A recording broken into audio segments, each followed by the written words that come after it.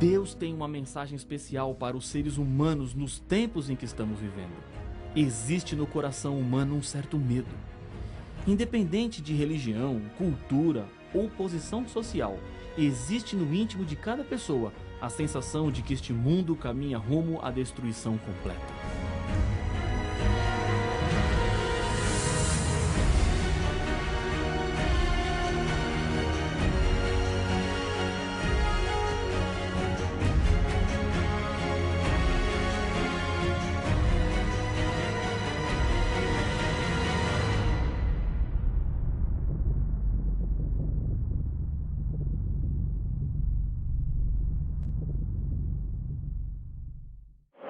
Deus tem uma mensagem especial para os seres humanos nos tempos em que estamos vivendo. Existe no coração humano um certo medo. Independente de religião, cultura ou posição social, existe no íntimo de cada pessoa a sensação de que este mundo caminha rumo à destruição completa. A maior necessidade das pessoas hoje se resume numa palavra com 3 letras: paz. Compreendendo melhor as revelações de Deus, encontraremos esperança e segurança para viver. Por isso, precisamos estudar o livro do Apocalipse. E essa paz não é meramente externa, mas uma paz interna, do coração. Você pode ter procurado por essa paz muito tempo, mas não encontrou. Sabe por quê? Porque ela não estava lá. A verdadeira paz só encontramos em Deus. Quando Deus criou os seres humanos, deixou uma parte em cada coração que só pode ser preenchida pelo próprio Deus. Nenhum ser humano é feliz longe de Deus. Ele pensa que é, mas nunca será completo enquanto não entregar toda a sua vida ao Criador. Os temas desta série estão ficando cada vez mais fortes. As verdades estão mais contundentes, mexendo em coisas que um dia você acreditou, mas que agora percebe que na Bíblia o caminho que Deus deixou era exatamente outro. No estudo anterior, entendemos que o sábado é o selo de Deus para o seu povo. Antes dos 4 ventos destruidores soprarem sobre este mundo, é preciso que os servos de Deus sejam selados, ou seja, identificados. Quando os ventos se soltarem, o planeta será castigado com os juízos de Deus, o fim do mundo. Estamos em um tempo de oportunidades e importantes escolhas. E nesse estudo, mais uma decisão precisa ser tomada ou confirmada. Estou aprofundando um pouco mais o que vimos no tema anterior sobre o selo de Deus, para que não fique mais nenhuma dúvida. Centenas de versos da Bíblia ordenam a santificação do sábado. Não existe nenhum verso na Bíblia que diz: santifique o domingo. Se o verso não existe, como tantas pessoas fazem desse dia o dia de descanso, adoração e santificação? Uma das grandes profecias do Apocalipse trata da observância do domingo, mas não está dizendo que esse é o dia santo. Pelo contrário, reafirma a guarda do sábado. Existem 8 versos no Novo Testamento que mencionam o primeiro dia da semana. Na Bíblia, os dias não tinham nomes, exceto o sábado. Os outros eram contados como o primeiro, segundo e assim por diante. O 6º dia era também chamado de dia da preparação, pois antecedia o dia de sábado. São 8 versos que falam sobre o primeiro dia da semana. 6 deles estão nos Evangelhos, que contam a história de Jesus. Uma vez aparece em Atos e outra na carta de Paulo à igreja de Corinto. Analisando cada um dos versos que mencionam o domingo, podemos entender o que a Bíblia tem a dizer sobre ele e assim chegaremos a uma importante conclusão que eu tenho certeza que vai mudar a sua vida completamente. Ao lermos cada verso, uma pergunta será respondida. O texto diz que o domingo deve ser santificado no lugar do sábado? A resposta é sim ou não. O primeiro verso está em Mateus capítulo 28 e o verso 1. No findar do sábado, ao entrar o primeiro dia da semana, Maria Madalena e a outra Maria foram ver o sepulcro. No mesmo contexto da ressurreição, aparece em Marcos capítulo 16, versos 1 e 2, a referência ao primeiro dia da semana. Passado o sábado, Maria Madalena, Maria, mãe de Tiago e Salomé compraram aromas para irem embalsamá-lo. E muito cedo, no primeiro dia da semana, ao despontar do sol, foram ao túmulo.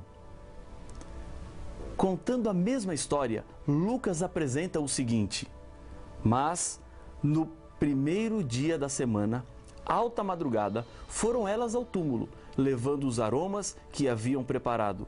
Lucas capítulo 24 e o verso 1. O texto diz que o domingo deve ser santificado no lugar do sábado? Não. Os 3 versos não dão nenhuma ideia de mudança. Estão apenas contando o que é que aconteceu quando o sábado acabou. E o corpo de Jesus ainda não estava preparado para o sepultamento segundo o costume da época. As mulheres foram até a sepultura e fizeram isso no primeiro dia, pois o que fariam com o corpo de Jesus não era para ser feito no 7º dia, no sábado. O evangelista Lucas não foi discípulo de Jesus. Ele fez apenas uma pesquisa profunda para que as pessoas conhecessem de verdade quem era Jesus. E nesse estudo que fez, ele não encontrou nada dizendo que o domingo era o dia santo.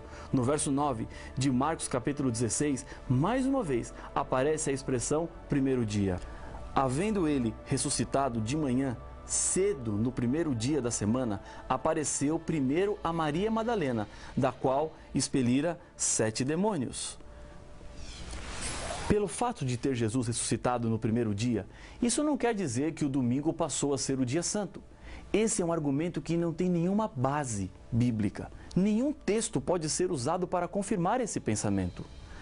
Um idoso evangelista ficou conhecido pelo desafio que fazia ao seu auditório.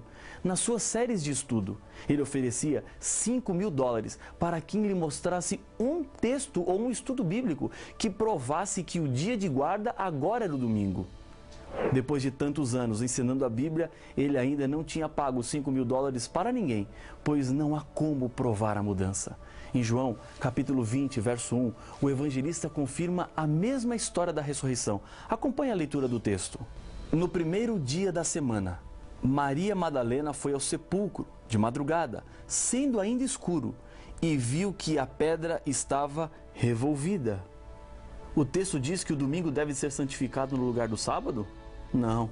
Mais uma vez, citar o domingo não faz dele um dia santo. Contar o que aconteceu naquele dia não é uma ordem do Senhor de mudança e nem um mandamento novo. João, capítulo 20, verso 19, mais um texto fala sobre o primeiro dia da semana. Ao cair da tarde daquele dia, o primeiro da semana, trancadas as portas da casa onde estavam os discípulos, com medo dos judeus, veio Jesus, pôs-se no meio deles e disse-lhes: paz seja convosco. No verso 26, a Bíblia não cita o primeiro dia, mas o evento aconteceu neste dia. Tomé ainda não tinha visto Jesus. Passados 8 dias, estavam outra vez ali reunidos os discípulos, e Tomé com eles. Estando as portas trancadas, veio Jesus, pôs-se no meio deles e disse-lhes: paz seja convosco. O objetivo pelo qual os discípulos estavam reunidos não era religioso. Eles estavam trancados com medo dos judeus. Não estavam no primeiro dia comemorando a ressurreição, pois somente creram na ressurreição quando viram Jesus. A ressurreição é comemorada através de um símbolo e não de um dia. O batismo representa renascer para uma nova vida, assim como Jesus ressuscitou para uma nova vida. Os textos dizem que o domingo deve ser santificado no lugar do sábado? Não, definitivamente não. No livro de Atos, há mais uma referência ao primeiro dia. No primeiro dia da semana, estando nós reunidos com o fim de partir o pão, Paulo, que devia seguir viagem no dia imediato, exortava-os, prolongou o discurso até a meia-noite. A razão da reunião acontecer no primeiro dia é que no dia seguinte Paulo seguiria sua viagem. E mais uma coisa importante, não é o ato de reunir-se em um dia que o torna santo. O que faz de um dia santo é o fato de Deus santificá-lo. E a Bíblia nos revela que o único dia que Deus santificou foi o dia de sábado. Paulo também fala do primeiro dia, e essa é a última referência que temos no Novo Testamento. Nada mais é dito. Mas será que agora encontraremos a base para a santidade do domingo no lugar do sábado? Acompanhe o que está escrito em 1 Coríntios, capítulo 16, e o verso 2. No primeiro dia da semana, cada um de vós ponha de parte em casa, conforme a sua prosperidade, e vá juntando, para que não se façam coletas quando eu for. O texto diz que o domingo deve ser santificado no lugar do sábado? Não. Nenhum indício de mudança ou pedido de Deus para que o dia seja mudado. Paulo não está falando de reuniões religiosas, mas de algo para ser feito em casa. O separar dessas ofertas era necessário devido a problemas que os cristãos da Judéia estavam enfrentando por causa da fome. Não existe um só versículo que ordene guardar o domingo como o dia santo de repouso. Isso quer dizer que o primeiro dia da semana adquiriu essa ideia pela tradição e não pela palavra do Senhor. Existem centenas de versos em toda a Bíblia que mandam observar o sábado. O decreto mais antigo falando sobre o domingo não é cristão, mas pagão.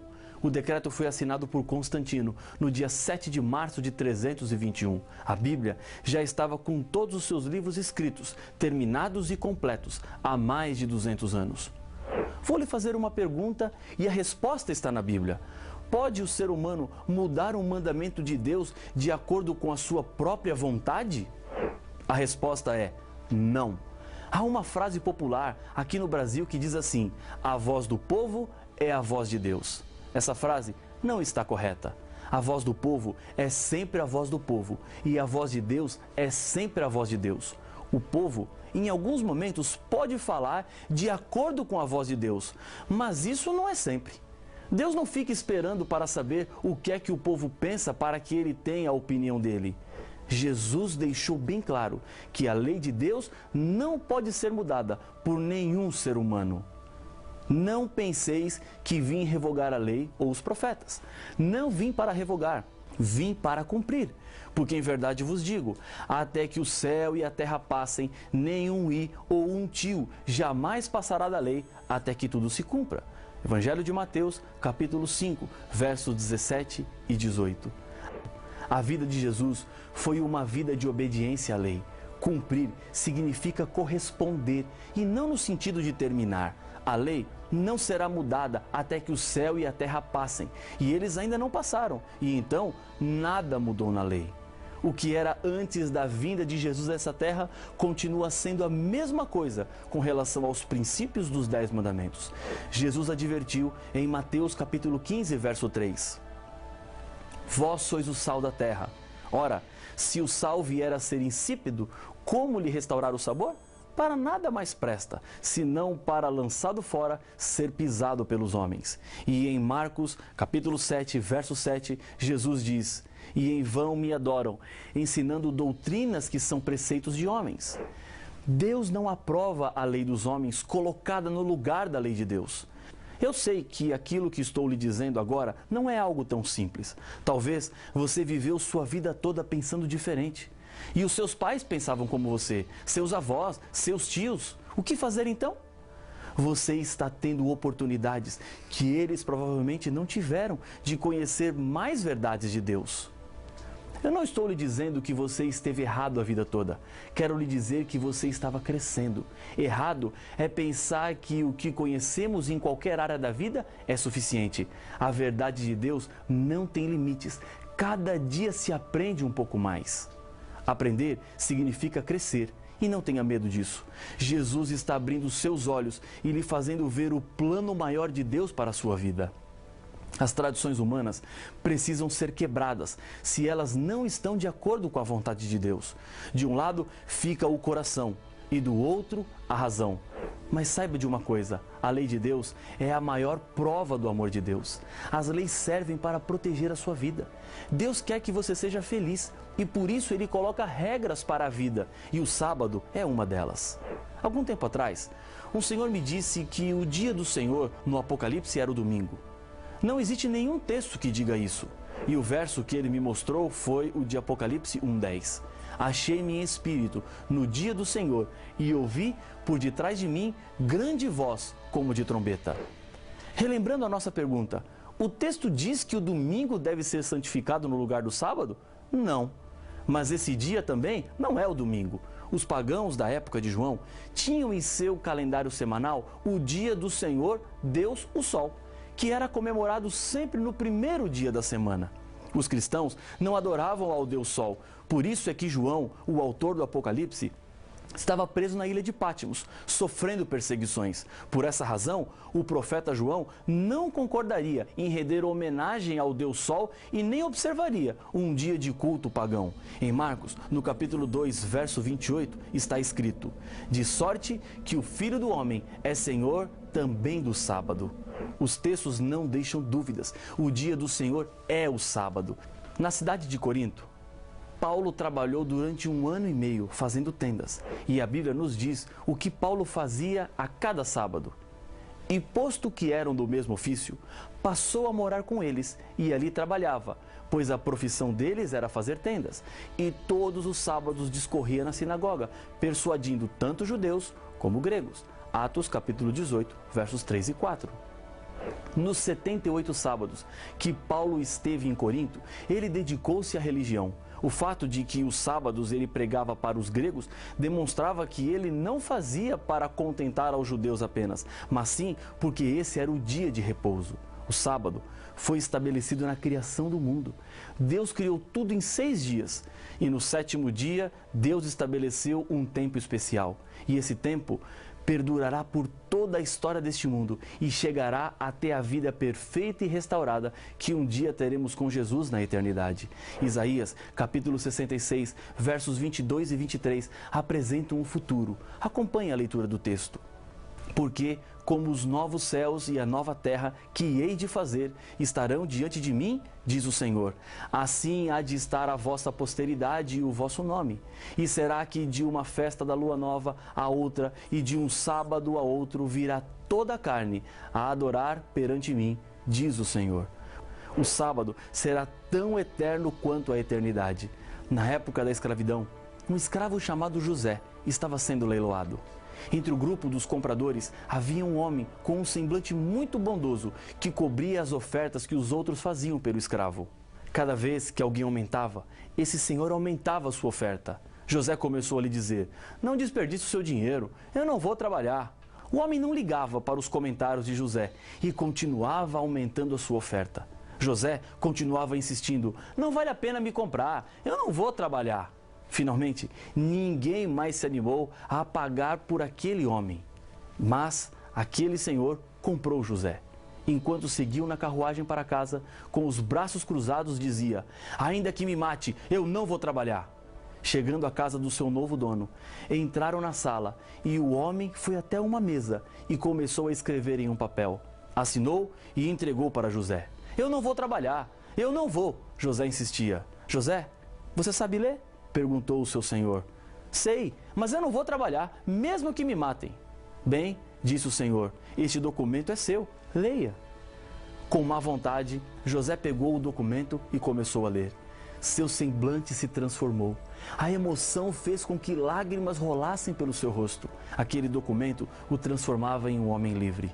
O Senhor pagou tão caro por mim para me dar a liberdade?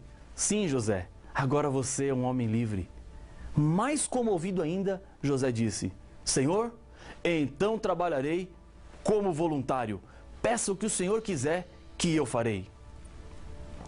Quando uma pessoa aceita Jesus em sua vida, descobre que ele foi liberto da culpa e da servidão do pecado e, pela graça de Deus, pode agora ter a vida eterna. Recebe das mãos de Deus uma carta de liberdade. O seu sentimento de gratidão o leva agora a dizer: Senhor, peça o que quiser, que eu farei. Jesus disse em João capítulo 14, verso 15, se me amais, guardareis os meus mandamentos. A história deste planeta está chegando ao fim. Não há mais tempo para dúvida. A voz de Deus é clara. A Bíblia está à disposição para ser estudada. Não deixe ser levado pela opinião de homens. Meu coração, nesse momento, bate mais forte. Deus está convidando você para mudar a sua vida e ser fiel. Lembre-se de uma coisa: o inimigo de Deus quer lhe prender no erro e no engano, mas Deus quer te fazer um vencedor. Decida nesse momento andar de acordo com a palavra de Deus. É a sua segurança, é a proteção, é a certeza da salvação. Se esse é o seu desejo, eu gostaria de convidá-lo a orar comigo. Senhor, obrigado por tua palavra, porque ela nos mostra o caminho, é luz neste mundo escuro. Aqui, bondoso Pai, comigo ora este teu filho, que aceita o sábado como o dia do Senhor. Eu o entrego nas tuas mãos, em nome de Jesus. Amém.